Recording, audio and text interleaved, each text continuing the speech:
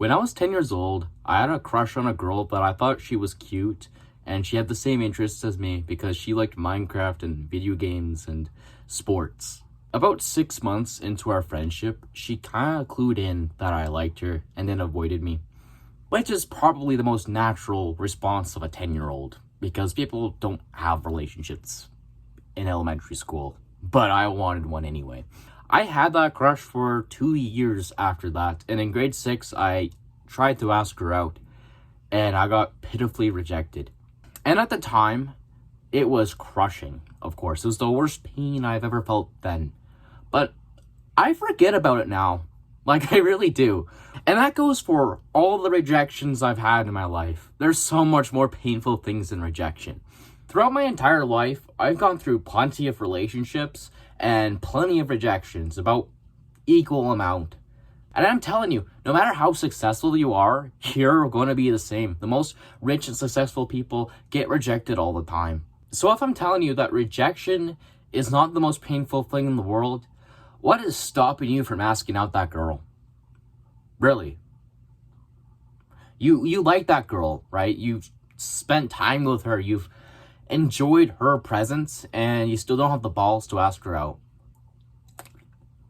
Let me give you some really good advice. When you stop caring about what your classmates think about you, you're going to enjoy school a lot more. Because you'll be able to do anything that you want.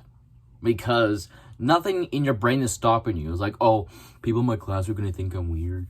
The times of school when I did not give a single fuck what people thought about me, I was the most successful. I was the most polarizing. I was having fun. It wasn't until about my high school years where I actually started to think about what other people thought of me. And that's when my enjoyment actually went down. I started to think of like, oh, will these people think I'm weird and shit like that? And that actually made me weird.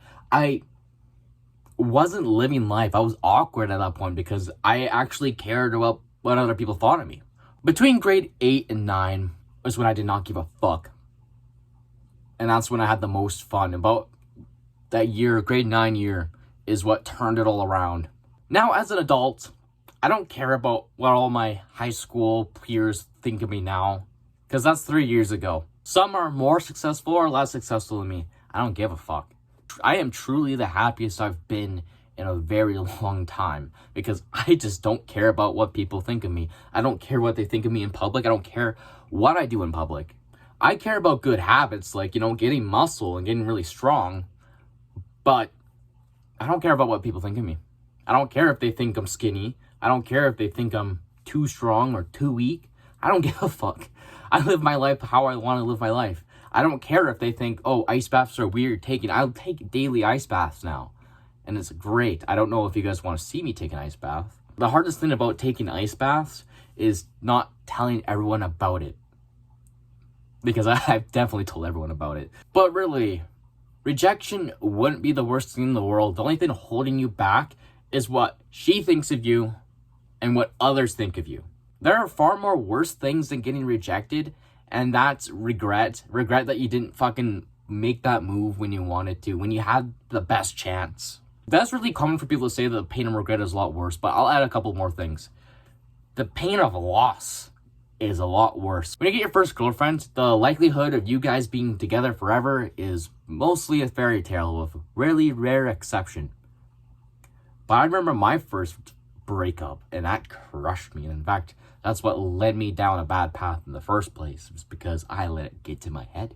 I wasn't the best boyfriend. In fact, I was probably a really bad boyfriend. However, neither was she.